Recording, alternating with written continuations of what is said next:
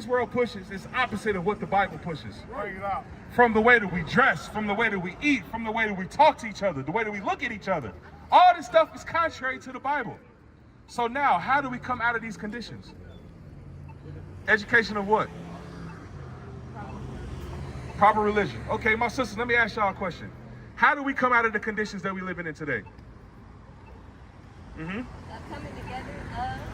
Coming together, love. Okay, coming together under what? Let me ask you that. Because we've tried Christianity.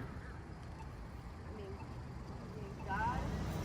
Coming together, we can't do politics because that's done nothing for us. So now, what we have to come together under is the commandments of God. That's right. All right, so now, why do we have to come together under the commandments of God? I got you. Watch this. Let me show you how it will restore order in the black community. Give me Exodus chapter 20, and let's read verse 8. I'm about to show you this because God gave us something very simple like commandments that can restore order in our communities to where we don't have to have police over police in our communities. All right, read what you got. Exodus chapter 20 and verse 8. Remember the Sabbath day to keep it holy. So what's the Sabbath day? The day Jesus rested, well, the day God rested, it was the last day that Okay, so what day of the week is that? Sunday or Saturday. Y'all say that? Hold on, why? It's going. Sunday in, like, for us, like, in America, it's Sunday. Really. I'm about to show you something. But they say it's really supposed to be Saturday. I'm about to show you something. Watch this, read. 6 days. Oh, excuse me. Verse 9. 6 days thou shalt labor and do all thy work. But the 7th day is the Sabbath of the Lord thy God. It said the 7th day. What's the 7th day of the week? Saturday. That's right. Saturday is the 7th day of the week. And all the calendars in this world, Sunday is the first day of the week. That's right. So now, why do we worship on Sunday? Bring it out. That's what we've been taught to do. It's idol worship. Since this is stuff that we didn't know. And no, it's crazy that you're saying this because we came across this scripture that was talking about, like, what was it saying? I know I can say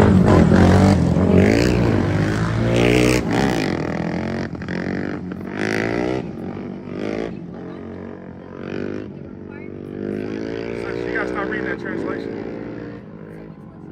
King James only.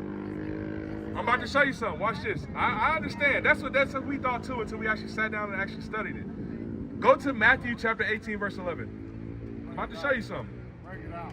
Because you grab it. What they do is they give us these different translations because they say it's easier for us to understand. That's right. First and foremost, they calling us dumb when they say that. They calling us dumb when they say, "Oh, these Negroes can't understand this." Matthew chapter 18 and verse 11. Yep. Huh? In the verse you on right now. Yeah, start at verse 10 and read. But where's Uh-oh, wait a minute, what? Say that again? where's verse 11? I'm confused. So now, that's the problem. That's why we tell you this. These other versions and translations, they take the same thing they did with the slave Bible. They still doing it today because they don't think we're going to read. Don't study that stuff. No, don't worry about that. All you need to worry about is these books that's right here in the Bible that we got. The King James Version, because a lot of that stuff is confusion when you don't actually have a foundation. All right? So now, you realize that, right? They same thing they did to the slave Bible, they do it today. And what versions of the Bible do they push in the black church? Bring it out. The NIV, the NLT, all these different translations they pushing in the black church because they don't want us to know. Now let's read what Matthew 18:11 actually says. Watch this. I'm about to show you what that verse actually says. Because they all false. They do that because they banking on our ignorance. Bring it out. Watch this. This is what Matthew 18:11 actually says. Read. Matthew chapter 18 and verse 11. For the Son of Man is come to save that which was lost. It says the Son of Man, which is Jesus Christ, is coming to save that which is lost. Who are the people that was lost that Christ needed to save? Us, the so-called blacks, Hispanics, and Native Americans who make up the Israelites. That's exactly what that verse says. So they take out verses like that, which is beneficial for our community, and then they change it to dumb it down to change the message about what the Bible's actually saying. So now we got to ask ourselves, why are they doing this? So they can stay in control. Look at this. It's a Christian church right there. It's a Christian church right there. If this is the biggest religion in the world, why do we have so much division in it? Why is the places all around these Christian churches the most decayed places? All they do is give you a feel-good speech take your tithes, and send you on your merry little way. They don't require change. Now I'm about to show you something. Why is it that we lead the world in the highest STD rates?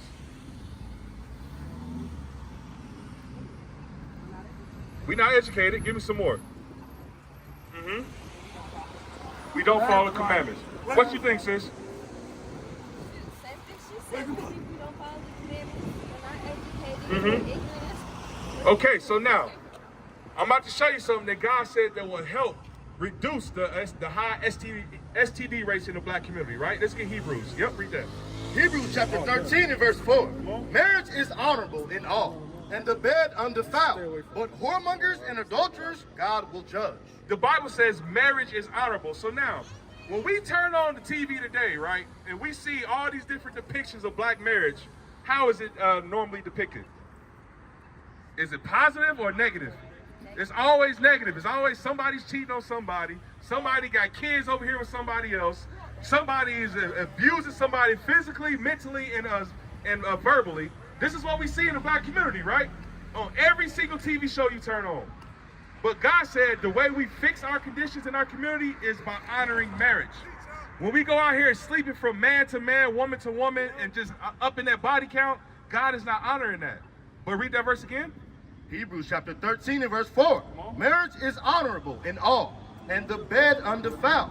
But whoremongers and adulterers God will judge. It says whoremongers and adulterers, those who just love casual sex.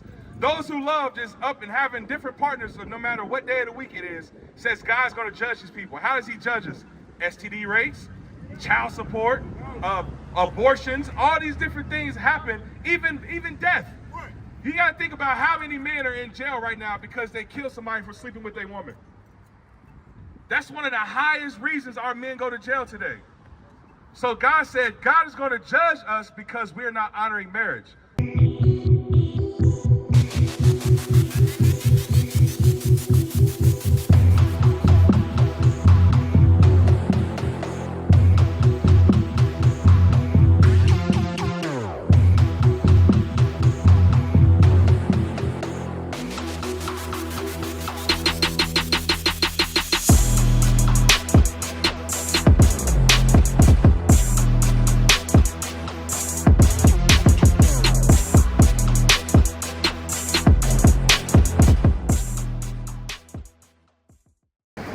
Chapter 18 and verse 22. Thou shalt not lay with mankind as with womankind. So it says a man is not supposed to lay with another man like we lay with women, and vice versa. That's what the Bible says. There shouldn't be no such thing as homosexuality in the black community. That's right. Require what? Like, for example, male G-spot is 2 inches in diameter towards the back of the body, and the only way to access that is through the anus. If homosexuality was foreign upon amongst these 10 commandments, then why did God create men's bodies that way? So watch this. Let's get 1 Corinthians chapter 11. 1 Corinthians chapter 11, and let's start at verse 3. I'm about to show you something, because all the stuff we've learned is from science. You know, science is telling us, think about this today, right? It doesn't matter, how many genders are there? 2. What does science tell us today? You can be whatever you want to be. That's what society tells you. Society tells you today it's illegal to put a sex on a baby at birth. I'm good. That's what society tells you. But watch what the Bible says. Read. 1 Corinthians chapter 11 and verse 3. Come on. But I will have you know that the head of every man is Christ, and the head of the woman is the man, and the head of Christ is God. So he said there's order. There's supposed to be God, Christ, man, and a woman. That's the order it's supposed to be in the scriptures. Now jump down to verse 7. Verse 7. For a man indeed ought, verse 8. For the man is not of the woman, but the woman of the man. So it says the woman is of the man, because when God created Eve, he took that rib from Adam and created this woman. What is a nation? Nation is family. Nation is community. Nation is men leading by example. Nation is women's support. Nation is children with role models.